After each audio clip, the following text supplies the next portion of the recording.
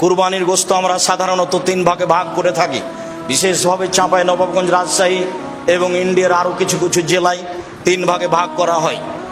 1-2 ভাগ নিয়ে আসা হয়, 1 ভাগ বিকালে মাথা পিছু ভাগ করে নেওয়া হয় গ্রামবাসী মিলে। আসলে এই পদ্ধতি হারাম না হলেও তা পছন্দনীয় নয়। আবার কোনো কোনো এলাকায় মানুষ হারে কিছু দিয়ে দেওয়া হয় আর সব নিয়ে চলে আসা হয়, এটাও ঠিক নয়।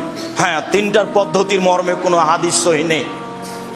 যে হাদিস এসেছে যে 3 ভাগের 1 ভাগ নিজে খাবে, 3 ভাগের 1 ভাগ গরিব প্রতিবেশীকে দিবে, আর 3 ভাগের 1 ভাগ ফকিরকে দিবে যারা ভিক্ষে চায়, মর্মে হাদিসটি মানুষের বানানো নিতান্তই জয়ীফ।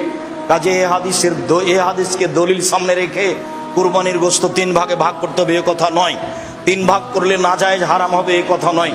তবে আমরা পছন্দ মনে করি 3 ভাগের 1 ভাগ যে দিয়ে এসেছেন, 10-এর মধ্যে এটা দিয়ে এসেছেন, যাই ওটা ভাগ করে নে করা, যারা কুরবানি দেয়নি।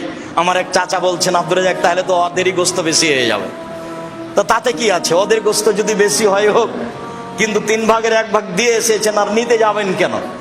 আবার যারা বলছে নিতে গেলে ওটা বমি করার মতো হয়ে গেল, দান করেছে আবার ফিরিয়ে নিল। কুরবানির গোশত অত ছোট জিনিস নয়, খুব দামি গোশত, খুব সম্মানী। দিয়ে এসেছে আবার নিতে গেলে সেটা ওই বমন হয়ে গেল, এ কথা বলা যাবে না। কুরবানির গোশতের উপর এরকম কোনো মন্তব্য করা ঠিক নয়। কুরবানি যেমন খুব দামি পশু, কুরবানির গোশত তেমন দামি জিনিস। একে ফকির মিসকিনকে দিতে শিখতে হবে।